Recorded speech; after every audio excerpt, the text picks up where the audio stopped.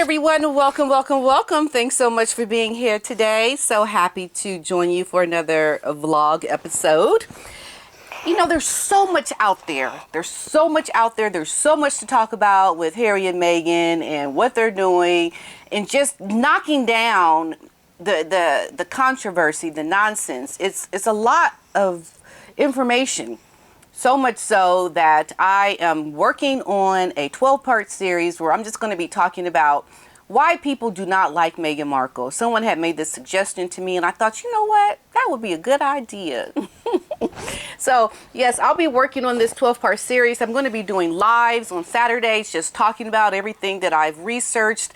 I'm putting it all together. So if there is something you want me to include in my why people don't like Meghan Markle, let me know. Send me an email and I will take it all into consideration for the information that I'll be researching and putting together about why people don't like her. And I think it's really good to talk about because there is something happening, a fascination with it that I think we need to talk about that. Go back to the very beginning and just kind of go over like what is wrong with this woman, because there is a there and we want to talk about it. Okay.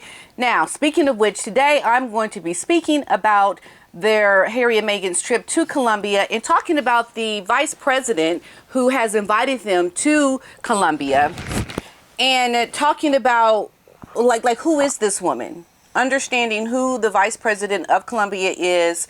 Why did she invite Harry and Meghan to come visit Colombia? And I think that will give us some insight and some things and, you know, get my point of view, I think, as to why Meghan and Harry agreed to come to Colombia. All right? So let's get into it.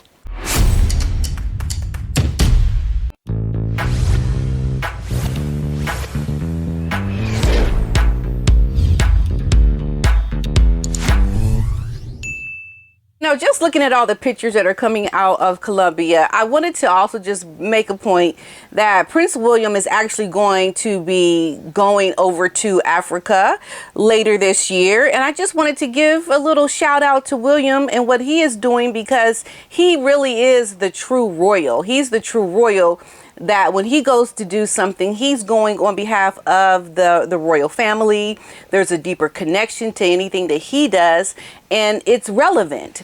And there's really just, I mean, this is the difference, I think, that you have to look at it. So Prince William later this year is going to be going to Cape Town in Africa with his children. And he is going to take them to Princess Diana's favorite place. He is such a fan of this area in Africa. It was one of the most favorite places for Princess Diana to go to. William even proposed to Catherine there. He loves the continent of Africa, and I can't wait to be able to go there myself someday. I think it's awesome that Prince William is going to go there with his children, and he wants to introduce them to the country that he has gone to in Cape Town, and to really show his appreciation. He wants to introduce his children to the area and to go to visit the Tusk Trust, which is a place that he is one of the patrons of. And it was actually one of the first organizations that William chose to support when he became a patron of it 20 years ago. The charity helps to protect wildlife on the continent, including lions, rhinoceros, and elephants. At the footprint of the Life Gala that was held in London, funds were raised towards supporting the cause. And the royal family, they have a long history of visiting the continent. We know the Queen was there several times, and it holds a very special place to the royal family, and I know it does for Harry as well. But we see Harry going to Colombia, not Africa, with his wife, not with his children. They're going to Colombia, a place that I think is more aligned with Meghan and why she chose to go there. And that's what my story is about today. But I think it's very interesting to highlight that Harry wants to bring Meghan to Africa. I know they have been to Africa before, and Harry loves being there. He did like some fellowship there. He did some volunteering over in Africa. I forget which country it was, but the idea that they're in Colombia and they've been to Nigeria and they've never been to the favorite places that Harry has wanted to go, I think says a lot. And I think this trip to Colombia and their trip to Nigeria, which is Meghan claimed to be part Nigerian. Remember when she said she was like, what, 42% Nigerian? So like that was all around Meghan. And also her photographer friend, he's Nigerian. So the trips that they've taken so far, interestingly, have been connected to Meghan. Nothing has been connected to Harry and his love of Africa and the countries that he has visited and loves to go to since they've been married. It's all about Meghan. She's the one who is dictating where they go. And I find what we see with Harry and Meghan is like Harry is just the person that holds the VIP pass. He's the one that says, hey, look, I'm a prince. Can you let me into your country? Can we visit with you? And Meghan is using this access to Harry to open up doors to do what she wants to do. They're not doing things that are important to Harry and what he wants to do and what he should be doing by going to visit the charity, the African Parks charity, where there's a lot of controversy still with the women and children being victimized by the rangers of that charity that Harry is over, that he sees, that he is part of. And so if you're going anywhere, you should be going somewhere where Harry wants to go and needs to go for his charity, and two, a place where he loves to go because he loves going to Africa and visiting the countries that he is close to. So like one of them I believe is South Africa. So you just see how the narrative is constantly dictated by Meghan and where she wants to go. And so this reason why they're actually in Colombia right now is because of Meghan. Once again, it's because of Meghan. So the vice president who invited Harry and Meghan to Colombia, she is an ex-cleaner who is demanding billions from the West to make up for slavery, and targeted also, she has been twice by assassins. So this is a very polarizing person. This is a person who demands that the West pay reparations, and there are people that just don't like this woman. And I thought, well, it'd be interesting to look a little bit more into who she is, because this could be something that I believe Meghan wants to connect to. It certainly isn't about Harry, but it's what Meghan wants to connect to for some reason. Let's just look at what it could be. So Harry and Meghan, they are being hosted, as we know, by the Vice President of Colombia. Francia Marquez is a politician, unlike most in Latin America. She is demanding, and she wants the West to pay for what the West did to the ancestors. Okay? She's demanding this. She is 42 years old, and she is actually the country's first black vice president and its first minister for equality, who took office in August of 2022, more than 160 years after its first black president. And she says that she is one of the many people, she's a descendant of her ancestors were brought to Colombia to be slaves. So she says she is definitely of the ancestry whose family were enslaved in Colombia in the 17th century to work the country's gold mines and sugarcane fields, many of whom still face racist abuse to this day. Now, she invites Harry and Meghan to Colombia in what some have seen as a diversion from the country's domestic problems. She has also called for Meghan's home country, the United States of America, to lead on forgiving its billions in foreign debt. So there's a political connection with this vice president. And we know Meghan wants to get into politics as well. I find that very interesting. Her journey from housekeeping to right-hand woman of the heavily left-leaning former armed revolutionary Gustave Petro is an extraordinary one, punctuated with as much community campaigning as there is controversy. So there's just a lot that is going on in Colombia. A lot of controversy, a lot of violent issues that are happening in Colombia. So she regularly wears clothes that celebrate African heritage. She sees herself as sharing an affinity with Meghan. She says, whom she has invited to the country after watching the Netflix documentary, Harry and Meghan. I find interesting. Okay. So she has used her platform to advocate for Afro-descent people for decades now, for which she has been targeted for racist abuse. But she's also been criticized for using state helicopters on private taxis to travel to work from her private residence. So this is a woman who feels entitled to do what she wants to do because of the position that she holds. And probably because she feels like, well, look, I'm a black woman. People have been racist against me. I want to do what I want to do. And if I want to take a helicopter and let it be my private taxi, that's what I'm going to do. Sounds very familiar to Harry and Meghan and their constant private jet taking excursions for just whatever reasons. Very similar. Okay, we're learning a lot here, folks. So Meghan too has celebrated her own African heritage. Oh, really? Oh, do tell. What has it been? Telling an audience during her first quasi-royal tour in Nigeria earlier this year that she has genealogical roots in the country, with the test showing that she was 43% Nigerian. Interesting. Now, this is what I think interesting about Meghan trying to make a connection in this article, saying that Meghan tries to bring together her African heritage. She's only doing it now as a duchess, where she knows she can weaponize some of this blackness from her mama. Because Meghan sure don't have no blackness that we can see. I mean, she could wear her hair curly. She could wear some curls in that hair of hers if she wanted to really identify with her black heritage. But she doesn't. She wears it bone straight, because that's how the white women have their hair. That's right, I said it. Okay? You want to connect to your African heritage? Go far and beyond than just saying that you're 43% Nigerian. How about ethnically?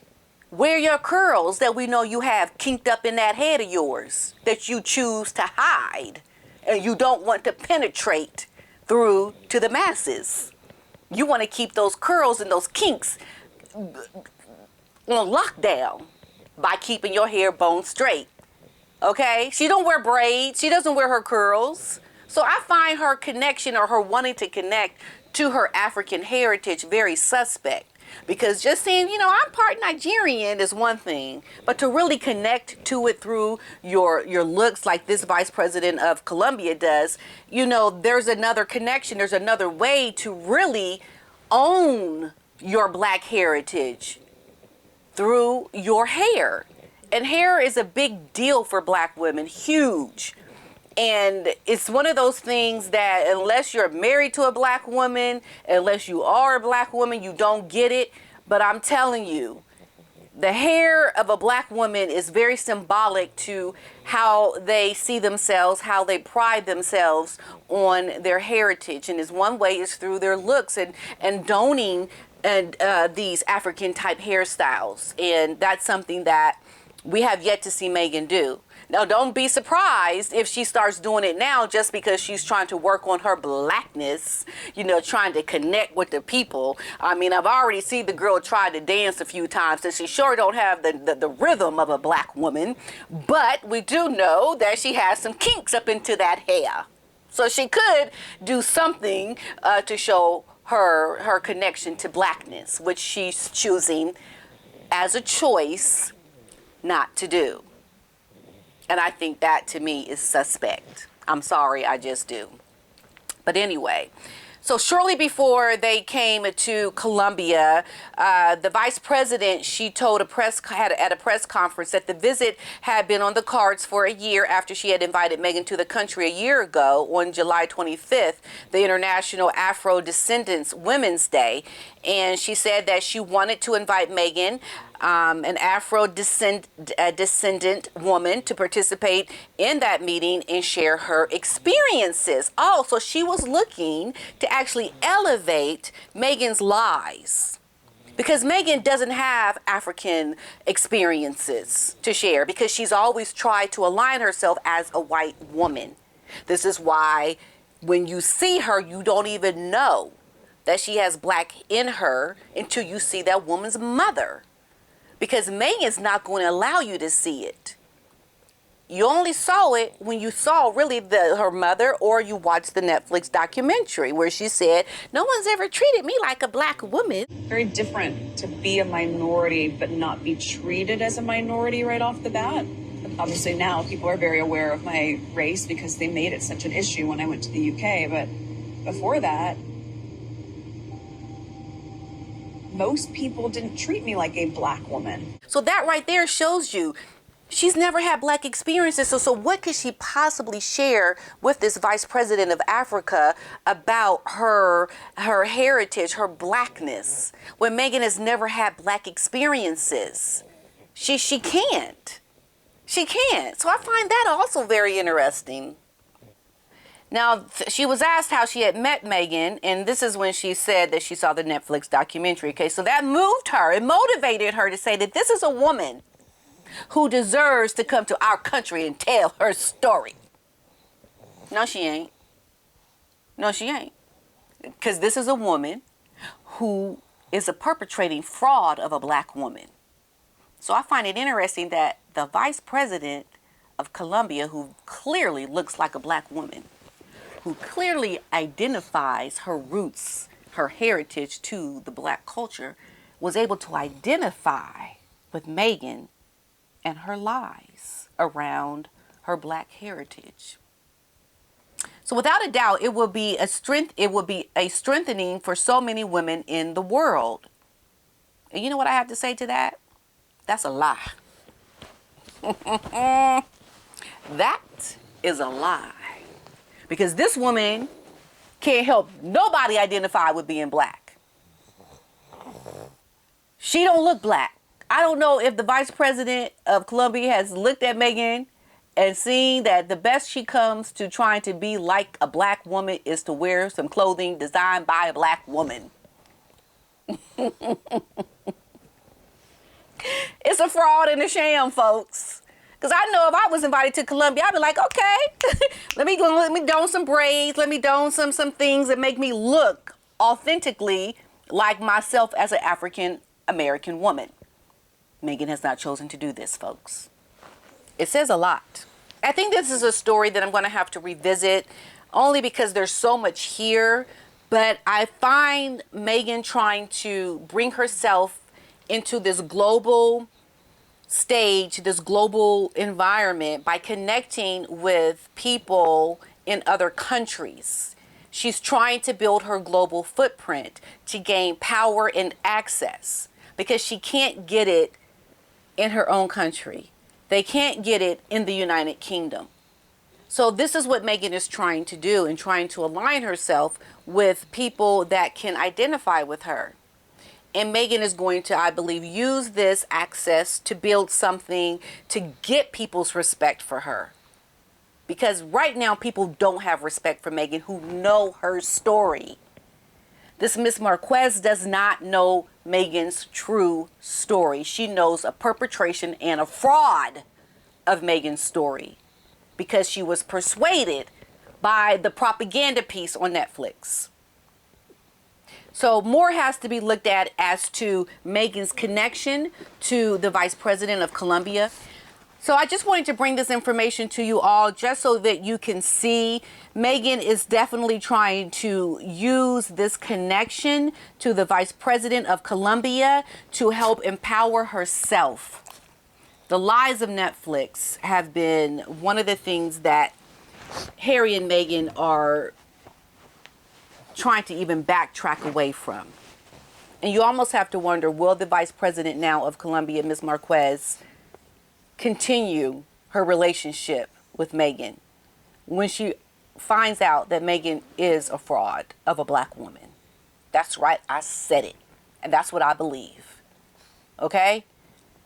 Very interesting to look at who this lady is and to see if at some point there will be a coming together of these two women again in the future for something that I think Meghan is going to try to use to help empower herself in the future. We'll have to wait and see.